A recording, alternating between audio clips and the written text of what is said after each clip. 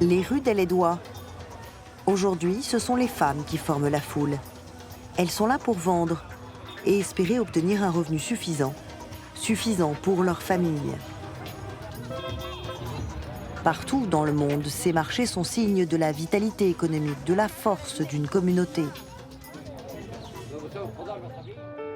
Mais est-ce encore vrai lorsque les ressources viennent à manquer?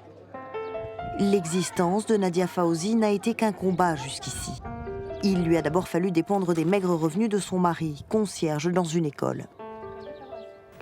Il me disait d'acheter ce dont j'avais besoin, mais je disais non, je peux seulement dépenser la somme que j'ai. En 2007, son mari meurt d'une leucémie. Il lui faut assurer seul sa survie et celle de ses 5 enfants.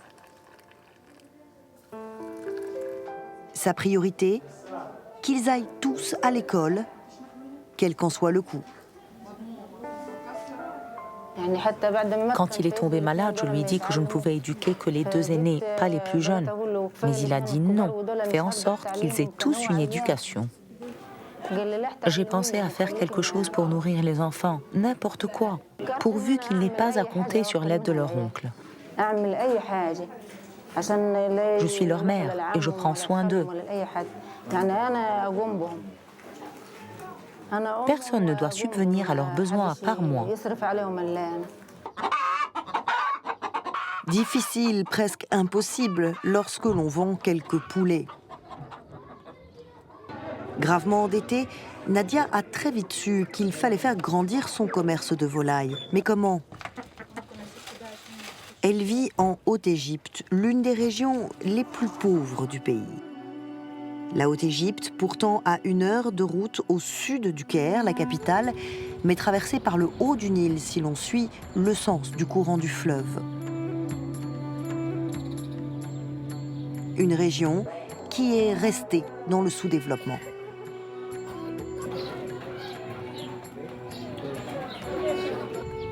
Une région justement choisie pour y lancer le projet Hayat de sécurité humaine en Haute-Égypte. L'idée, promouvoir l'autosuffisance des communautés en les aidant à développer de petites entreprises comme celle de Nadia. Donner une chance.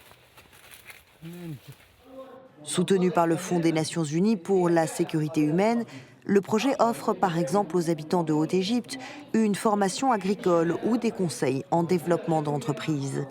Explication de Medhat Rachid, l'un des gestionnaires de Hayat.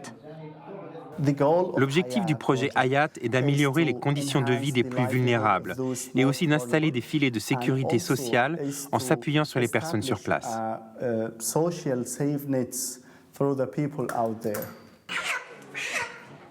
Des personnes comme Nadia, veuve, éleveuse de poulets, bien consciente que son affaire ne se développerait jamais si elle continue à plumer les volailles à la main, elle a réuni l'argent de ses économies, celui prêté par ses voisins, mais aussi celui de l'un des nombreux organismes de prêt que Hayat a installé dans la région. Elle a pu ainsi s'acheter une machine à plumer. Son fils, lui, a reçu une formation professionnelle grâce au projet Hayat et aux côtés de sa femme a pu contribuer à l'entreprise de sa mère. La machine à plumer de Nadia a allégé sa charge de travail tout en augmentant ses revenus. Ou comment un changement technologique de petite échelle peut améliorer toute l'existence. Depuis que j'ai acheté la machine à plumer, j'ai commencé à vendre plus. J'ai plus de clients grâce à cette machine. Les organismes d'épargne et de crédit comme celui-ci fournissent une aide financière critique à des milliers de femmes. Elles peuvent alors monter leur entreprise et se sortir elles-mêmes de la fatalité de la pauvreté. Démarrer sa propre entreprise, même à ce micro-niveau, c'est l'une des sources de subsistance dont nous essayons de faire la promotion. Si vous pouvez trouver le moyen de sécuriser votre revenu, vous aurez l'opportunité d'éduquer vos enfants, d'avoir votre sécurité alimentaire, immobilière et de faire face à toutes les autres menaces.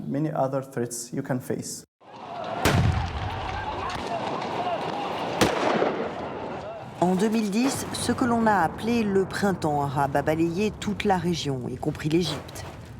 Chute des présidents, changement de régime et espoir que cette révolution profiterait à toute la population, jusque dans les villages reculés de la Haute-Égypte.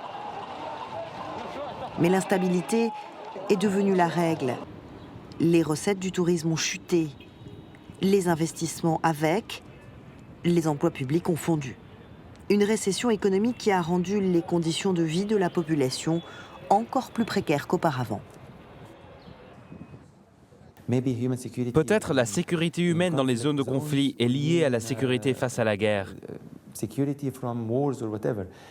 En Égypte, la sécurité humaine est très liée à la sécurité économique.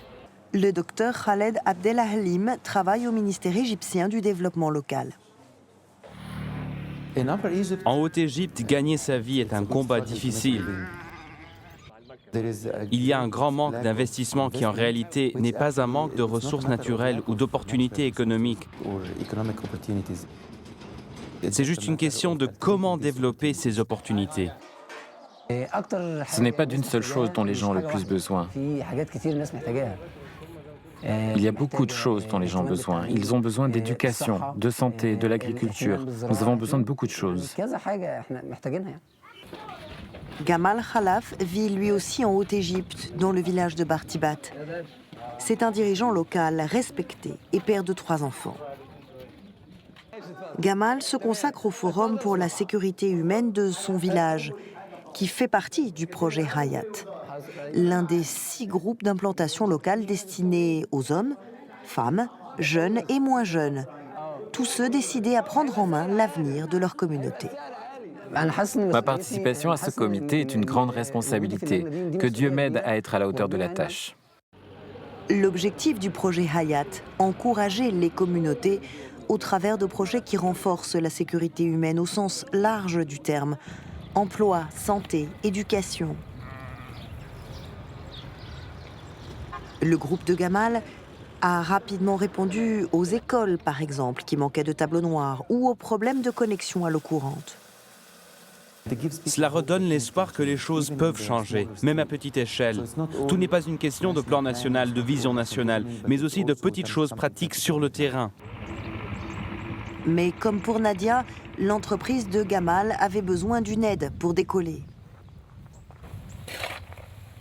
Gamal fait partie des nombreux agriculteurs de la Haute-Égypte, un métier dont il nous raconte les difficultés.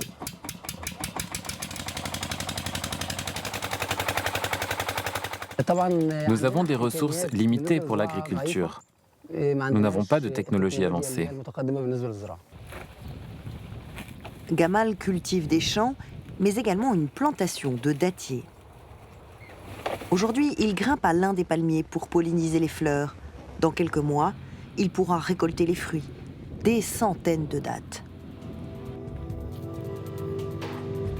Mais aujourd'hui, il doit faire face à une nouvelle menace, le charançon rouge, une larve qui ronge le palmier depuis l'intérieur. Ce parasite attaque toute la production locale de dattes et finit par tuer les arbres. Environ 30% des dattiers de la région sont atteints, y compris les arbres de Gamal. Les palmiers ont été touchés il y a 5-6 ans. C'était la première fois que je voyais ce genre de parasite, le charançon. Les traitements classiques demandent beaucoup de temps et d'efforts. Mais grâce au projet Hayat, Gamal a pu utiliser des armes plus efficaces contre le charançon rouge. La guerre a pu commencer. En forant à l'intérieur de l'arbre et en injectant le pesticide, grâce à ce simple appareil hydraulique, Gamal a réussi à sauver ses arbres. Avec la machine, j'ai injecté entre 3 et 5 litres à l'intérieur du palmier en 15 minutes environ. Et Gamal ne s'occupe pas simplement de ses arbres. Il a conçu et fabriqué 3 machines supplémentaires qu'il loue maintenant aux fermiers qui en ont besoin. Encore un exemple, une technologie à petite échelle, mais qui aide toute la population locale à faire face. Ici, aujourd'hui, la production de dattes ne cesse de croître. Autrefois destinée à sa consommation personnelle et au petit marché du village, la nouvelle compagnie dattière exploite désormais ce trésor régional au-delà même des frontières. Nouveaux processus de fabrication, nouvel emballage, des revenus en hausse pour tous ceux qui s'y investissent.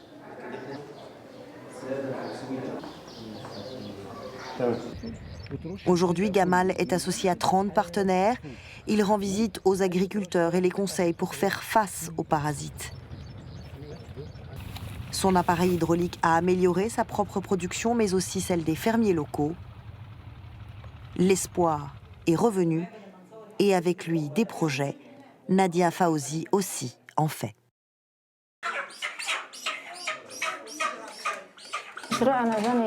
Je me sens plus confiante. Si je pouvais ouvrir un magasin et acheter une eau plumeuse ou un congélateur, ce serait bien, ça m'aiderait.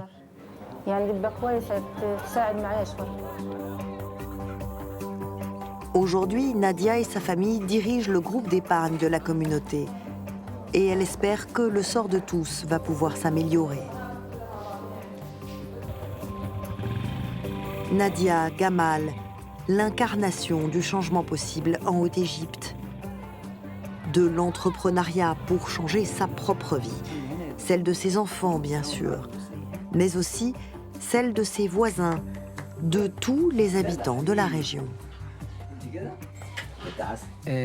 L'entrepreneuriat, c'est pour moi quelque chose de nouveau qui permet à quelqu'un d'avancer ou de travailler d'une façon nouvelle pour exceller dans sa carrière. Avancer, espérer pour son propre avenir, celui de sa famille, ici en Haute-Égypte.